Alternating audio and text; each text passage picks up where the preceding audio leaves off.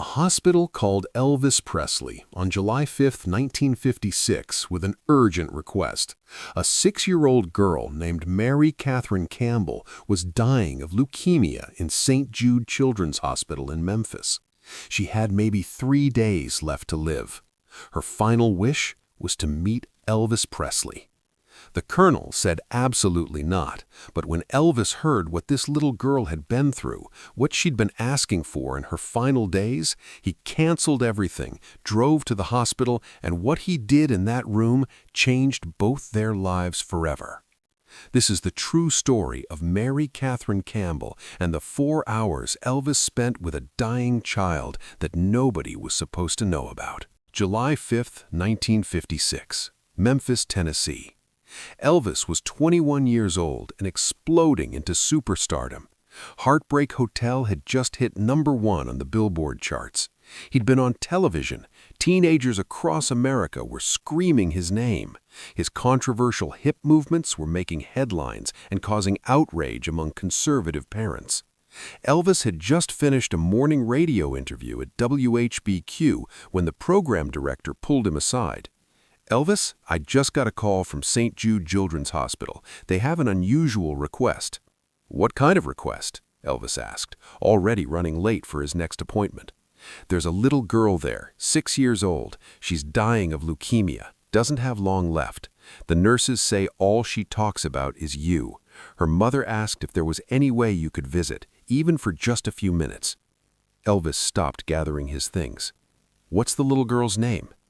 "Kathryn Campbell. Her mother, Patricia, says Mary's been a fan of yours since she heard Heartbreak Hotel on the radio. She plays it constantly, even though she's so weak now." Elvis looked at his watch. He had a photo shoot scheduled in an hour, then another radio appearance, then rehearsal for his evening concert. Colonel Parker had packed his schedule from morning until night, as usual. "Give me the hospital's address," Elvis said. "Elvis, your schedule." "Cancel whatever I'm supposed to do this afternoon. I'm going to the hospital." Word got back to Colonel Parker within minutes. He called Elvis before he even left the radio station. "Absolutely not. You have commitments. We can send flowers and a signed photograph." "A photograph isn't going to help a dying little girl, Colonel." "Elvis, you set this precedent, and every hospital in America will be calling. Every sick child will want to meet you. This is not sustainable." "I don't care," Elvis said. "A 6-year-old girl is dying and wants to meet me. I'm going." "Then you go alone," the colonel said angrily. "No photographers, no press. I'm not making this a publicity stunt." "Good," Elvis replied. "I don't want it to be one." Elvis drove himself to St. Jude Children's Hospital, which had only been open for a few years. The hospital specialized in treating children with catastrophic diseases, particularly cancer. When Elvis walked through the front doors, the receptionist nearly dropped her coffee. "Can I help you?" she asked, staring. "Yes, ma'am. I'm here to see Kathryn Campbell. She's 6 years old, 4th floor, I believe." "You're Elvis Presley?" "Yes, ma'am." "You're here to see one of our patients?" If that's all right, her mother requested a visit. The receptionist picked up the phone with shaking hands and called the 4th floor nurses station. Within minutes, the head nurse, Margaret Dixon, came down to escort Elvis personally. "Mr. Presley, this is incredibly kind of you," Margaret said as they walked to the elevator. "Mary has been declining rapidly over the past few days. Her mother thinks she only has days left, maybe less. Mary's been asking about you constantly." "What can you tell me about her?" Elvis asked. "She's been fighting leukemia for 2 years. She was diagnosed when she was 4. She's been through so much, more than any child should have to endure. Multiple rounds of chemotherapy, radiation, blood transfusions, bone marrow tests. The treatments made her so sick, but she never complained. She just kept asking when she could go home and play with her friends." Elvis felt his throat tighten. "And now?" "Now the treatments aren't working anymore. There's nothing more we can do medically. We're just trying to keep her comfortable and make her final days as peaceful as possible." They reached the 4th floor. As Margaret led Elvis down the corridor, other nurses and doctors stopped what they were doing and stared. Elvis Presley was walking through their hospital. "Before you go in," she said quietly as they approached room 412, "you should know that Mary looks very different from a healthy 6-year-old. The disease and the treatments have taken a lot from her physically, but her spirit, her kindness, it's still there. She's an extraordinary little girl." "I'm sure she is," Elvis said. Margaret knocked softly on the door and pushed it open. "Mary, sweetheart, there's someone here to see you." The room was small and filled with medical equipment. There were balloons tied to the bed rail and drawings taped to the walls, attempts to make the sterile hospital room feel more cheerful. And in the bed, surrounded by pillows and blankets, was Mary Kathryn Campbell. She was tiny, impossibly thin, with pale skin and dark circles under her eyes. She'd lost all her hair from the treatments, and a scarf was tied around her head.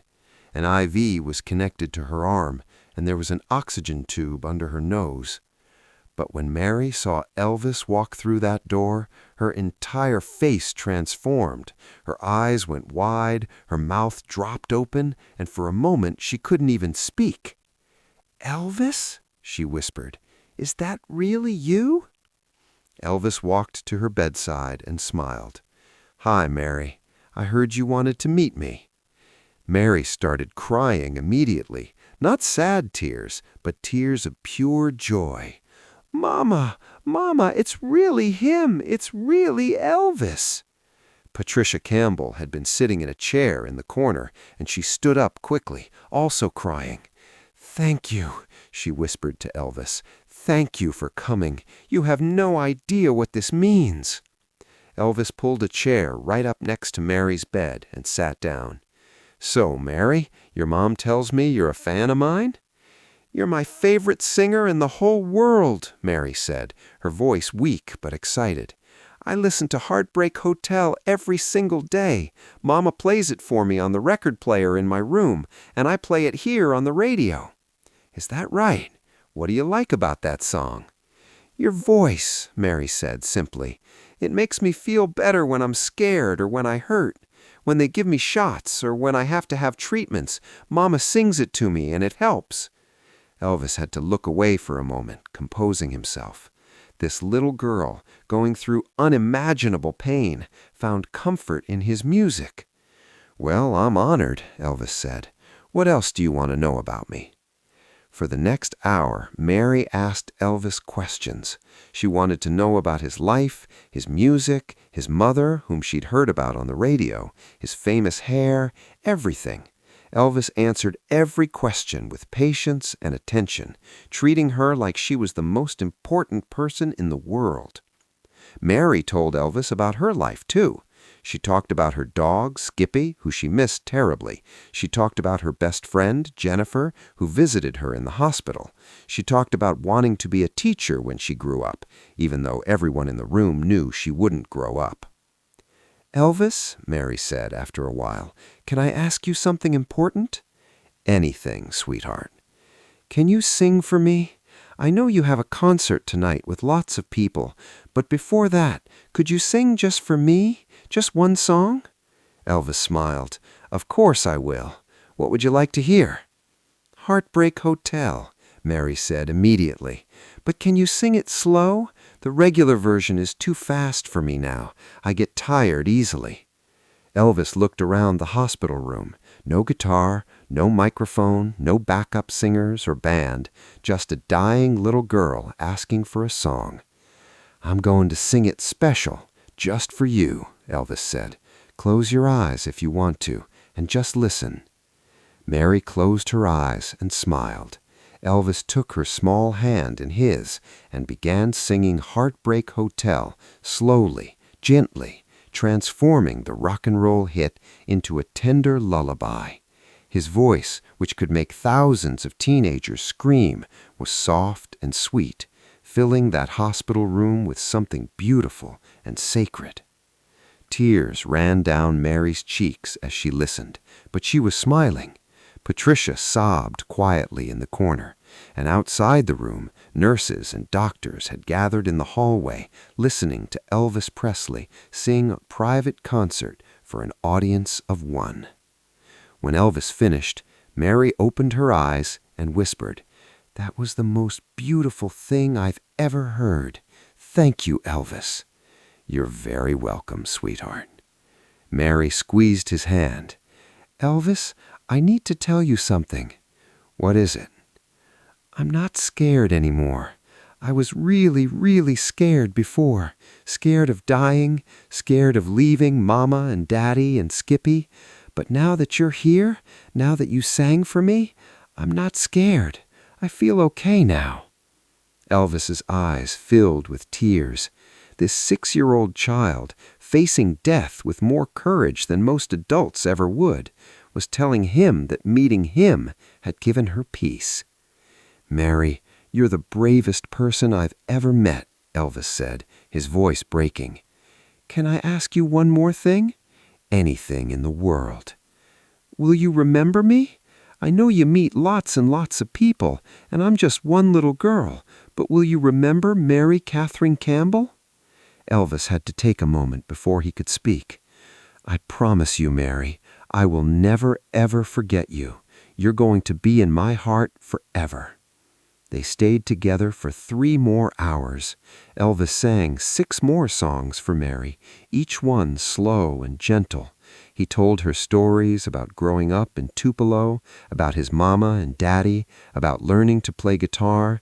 He made her laugh with silly faces and jokes. He held her hand when she was too tired to talk. At one point, Mary fell asleep while holding Elvis's hand, and he just sat there quietly, not wanting to wake her or let go. Patricia came over and whispered, "You've given her the greatest gift.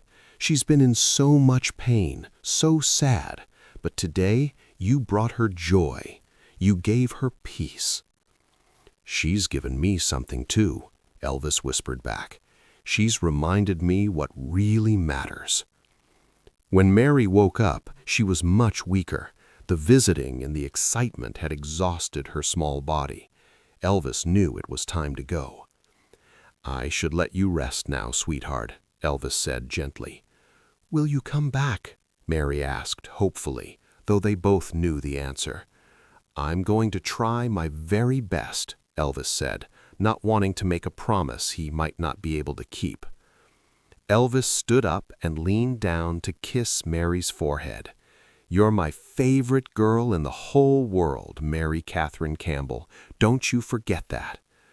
"I won't," Mary whispered. "Goodbye, Elvis. I love you."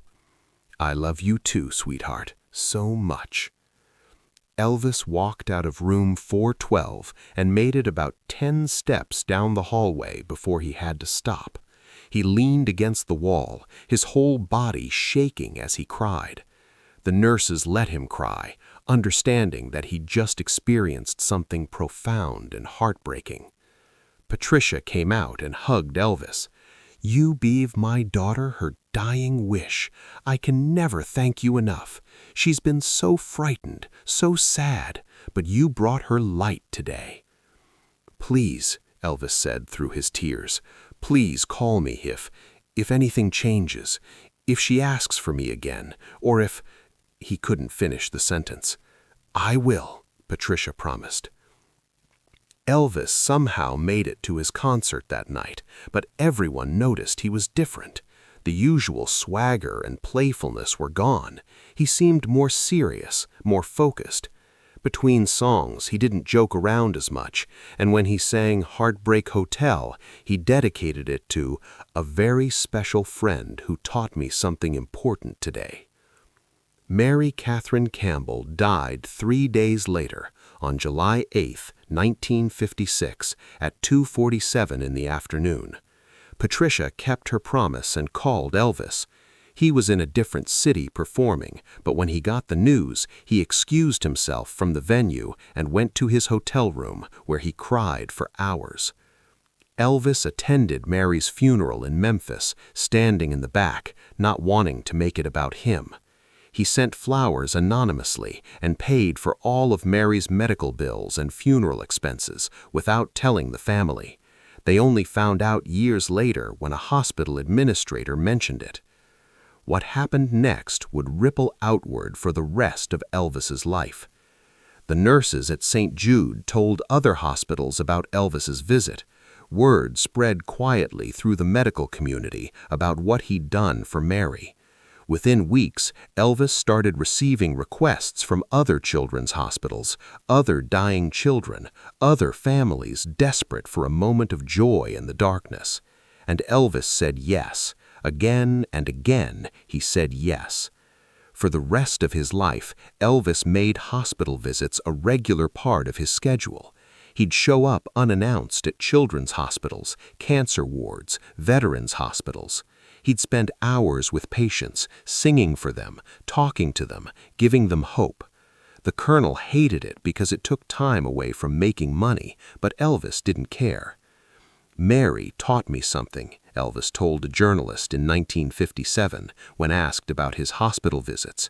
"She taught me that fame isn't about the screaming crowds or the #1 records. It's about what you do with the platform you've been given. If my music can bring comfort to people who are suffering, then that's what I should be doing." Elvis never publicized his hospital visits. He didn't use them for PR or positive press. Most of them happened quietly, without reporters or photographers. It was only years later, after Elvis died, that the full extent of his charitable work became known. In 1977, when Elvis died, Kathryn Campbell was interviewed by a local Memphis newspaper about her memories of Elvis. She told Mary's story publicly for the first time. "Elvis gave my daughter peace in her final days," Kathryn said. "She died happy because she'd met her hero, and not just met him, but really spent time with him. He treated her like she was important, like her time mattered. That's the kind of man he was." The story spread. Other families came forward with their own stories of Elvis visiting their sick children, their dying relatives, spending time with people who had nothing to give him except gratitude. In 1980, 3 years after Elvis's death, St. Jude Children's Hospital dedicated a plaque in his honor. It was placed in the lobby of the hospital, and it read, "In memory of Elvis Presley, who on July 5, 1956, visited Mary Kathryn Campbell and began a lifelong commitment to bringing joy to sick children. His compassion and generosity touched countless lives and reminded us all that greatness is measured not by fame, but by kindness." Every year on July 5th, St. Jude Hospital holds a memorial service for Mary and all the children they've lost. And every year they play Heartbreak Hotel in Mary's honor, remembering the day Elvis sang it slow and gentle for a dying 6-year-old girl. Margaret Dixon, the nurse who escorted Elvis that day, retired from St. Jude in 1985. In her final interview before leaving, she talked about Elvis's visit. "I worked at that hospital for 33 years, Margaret said. I saw countless acts of kindness and compassion, but what Elvis did that day for Mary Campbell, that stands out above everything else. He didn't have to come. He was the biggest star in the world, and he had a million other things he could have been doing, but he spent 4 hours with a dying child, making her final days beautiful. That's the kind of person the world needs more of." Elvis kept his promise to Mary. He never forgot her. Throughout his life, when asked about meaningful moments in his career, he would mention Mary Kathryn Campbell, the 6-year-old girl who taught him what fame was really for. In one of his final interviews in 1977, just months before his death, Elvis was asked what he was most proud of in his career. "I've sold millions of records," Elvis said. "I've done movies, TV shows, concerts for thousands of people. But you know what I'm most proud of? A hospital visit I made in 1956 to a little girl named Mary. I sang for her when she was dying, and it brought her peace. That matters more than any gold record ever could." The story of Elvis and Mary Kathryn Campbell reminds us that sometimes the most important performances happen without an audience, that the most meaningful moments aren't the ones captured by cameras, and that true greatness is found in how we treat people who can't do anything for us in return. Elvis Presley could have sent flowers and a signed photograph. He could have ignored the request.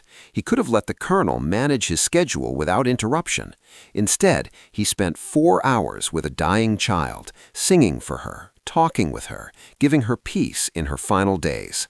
And in doing so, he started a legacy of compassion that continued for the rest of his life and ripples forward even today.